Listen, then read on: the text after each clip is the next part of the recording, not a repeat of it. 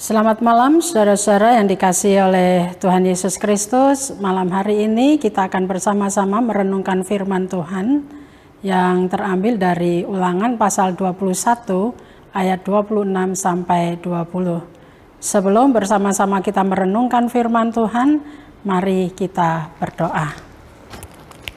Tuhan, kami datang kepadamu menyatakan syukur dan terima kasih kami karena Engkau menolong kami untuk bersama-sama merenungkan firman-Mu di malam hari ini. Kau berkati kami dalam proses perenungan kami, sehingga kami dapat senantiasa menjadi alat berkat Tuhan dimanapun kami berada. Bersabdalah ya Tuhan, anak-anak-Mu sedia mendengarkan firman-Mu. Amin. Saudara-saudara, saya akan membacakan bagi saudara sekalian bacaan firman Tuhan hari ini, Keluaran 20 ayat 26 yang menyatakan, apabila seseorang memukul mata budaknya laki-laki atau mata budaknya perempuan dan merusakkannya, maka ia harus melepaskan budak itu sebagai orang merdeka pengganti kerusakan matanya itu. Dan jika ia menumbuk sampai tanggal gigi budaknya laki-laki atau gigi budaknya perempuan, maka ia harus melepaskan budak itu sebagai orang merdeka pengganti kehilangan giginya itu. Demikian firman Tuhan. Saudara-saudara yang dikasihi oleh Tuhan Yesus Kristus, sebuah buku yang berjudul Dari Teologi Menuju Aksi Membela yang Lemah, Menggempur Kesenjangan, menyatakan bahwa orang yang lemah adalah mereka yang mengalami diskriminasi. Orang yang lemah adalah mereka yang tidak mendapatkan hak yang sesuai dengan kehidupan mereka. Orang yang lemah adalah mereka yang memiliki status ekonomi yang rendah atau boleh dikatakan sebagai orang miskin. Orang yang lemah adalah mereka yang kesejahteraan hidupnya diambil secara terselubung oleh orang-orang yang tidak bertanggung jawab atau oleh seorang koruptor. Nah, di sekeliling kita, saudara-saudara, selalu ada mereka yang tertindas, ada mereka yang lemah. Dan hari ini firman Tuhan membicarakan atau memaparkan kepada kita tentang perbudakan di zaman Israel yang tergolong sebagai orang yang lemah, karena seorang budak cenderung untuk mudah dieksploitasi, mengalami penganiayaan dan sebagainya. Penerapan kasih kepada sesama bagi seorang budak harus diberlakukan juga dalam kehidupan masyarakat Israel, karena mereka memegang teguh hukum Taurat. Sementara bangsa-bangsa lain mungkin memiliki perlakuan yang berbeda, tetapi umat Tuhan memiliki patokan bahwa untuk memberlakukan seorang budak harus didasarkan pada hukum kasih atau hukum Taurat. Saudara-saudara, ketika seorang budak mengalami perlakuan yang tidak baik atau yang buruk atau mengalami kekerasan dari tuannya, maka kekerasan itu harus dihentikan. Kompensasi dari budak yang mengalami kekerasan dalam ayat firman Tuhan hari ini pada ayat 26 sampai 27 adalah mereka yang mengalami apa yang disebut dengan kerusakan, kerusakan mata dan mengalami kerusakan pada gigi yang menimbulkan kerusakan permanen sehingga mereka tidak bisa produktif lagi, mereka tidak dapat bekerja lagi.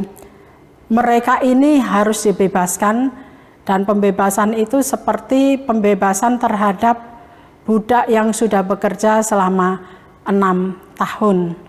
Mereka dimerdekakan dari perbudakan itu tanpa harus membuat sebuah tebusan.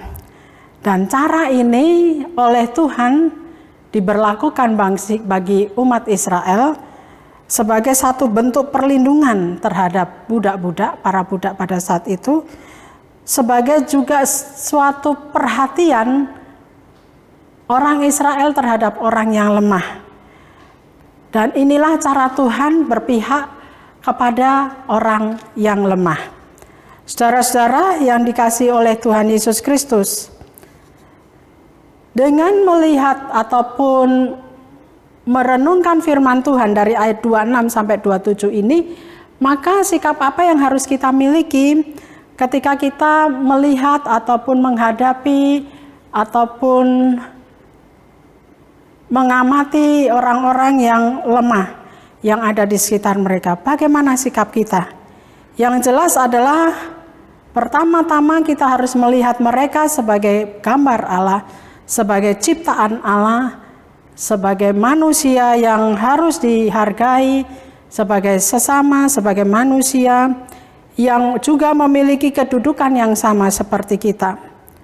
Agar kita tidak berlaku sewenang-wenang, kita tidak berlaku arogan, tetapi kita senantiasa mau melibatkan mereka, memberikan tempat kepada mereka untuk turut mengambil bagian dalam kehidupan persekutuan. Sikap yang lain adalah menghormati mereka sebagai sesama. Menghormati berarti menempatkan mereka pada posisi yang seharusnya, melihat hak mereka dan tidak melanggar hak-hak yang mereka miliki. Nah, saudara-saudara yang dikasihi oleh Tuhan Yesus Kristus, seorang Bapak proklamator kita, Soekarno, mengatakan, Tuhan selalu berada di setiap gubuk orang miskin, orang papa, dan orang tertindas. Itu berarti bahwa gereja harus berpihak kepada kaum miskin, kaum papa, dan kaum yang tertindas. Dan ketika kita melihat pribadi Yesus dalam kehidupan kita, maka sebenarnya Yesus juga adalah representasi dari kaum miskin. Kenapa? Karena ia dilahirkan di kandang.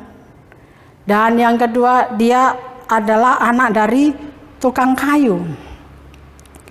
Artinya mau dikatakan kepada kita bahwa kemiskinan itu bagian dari tubuh Kristus. Ketika seseorang menolong orang yang lemah, orang yang miskin, atau memperlakukan dengan baik orang-orang yang lemah, maka sebenarnya ia sedang mencintai Tuhan, ia melayani Tuhan. Seperti yang disampaikan di dalam Matius pasal 25 ayat 40, ayat 35 sampai 45 yang menyatakan demikian. Sebab ketika aku lapar, kamu memberi aku makan. Ketika aku haus, kamu memberi aku minum. Ketika aku seorang asing, kamu memberi aku tumpangan. Ketika aku telanjang, kamu memberi aku pakaian. Ketika aku sakit, kamu melawat aku. Ketika aku di dalam penjara, kamu mengunjungi aku.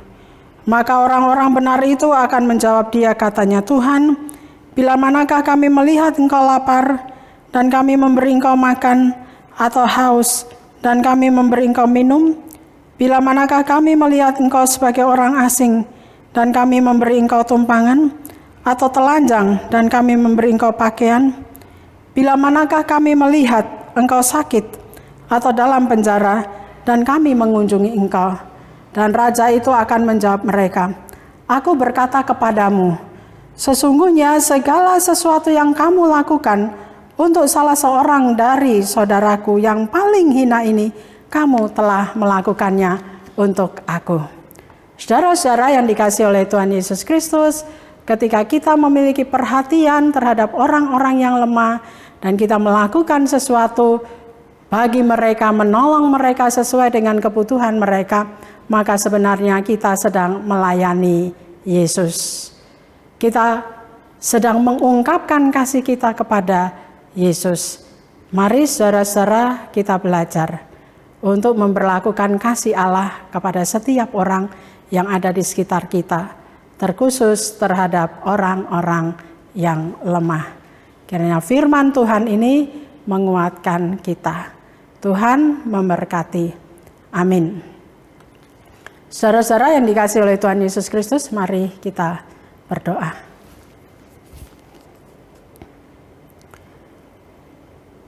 Tuhan, kami mengucap syukur untuk firman-Mu hari ini. Tolong kami, supaya kami senantiasa dimampukan oleh Tuhan melaksanakan firman Tuhan di hari ini.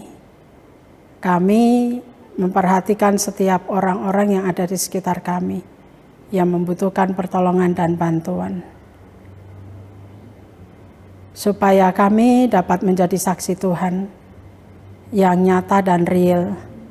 Kami beriman bukan hanya teori, tetapi kami dapat mempraktekkan iman kami kepada Tuhan lewat kasih kami kepada setiap orang yang lemah.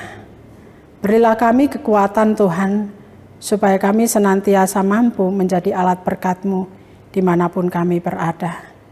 Dan saat ini kami berdoa kiranya Engkau memberkati kami dalam seluruh kehidupan kami.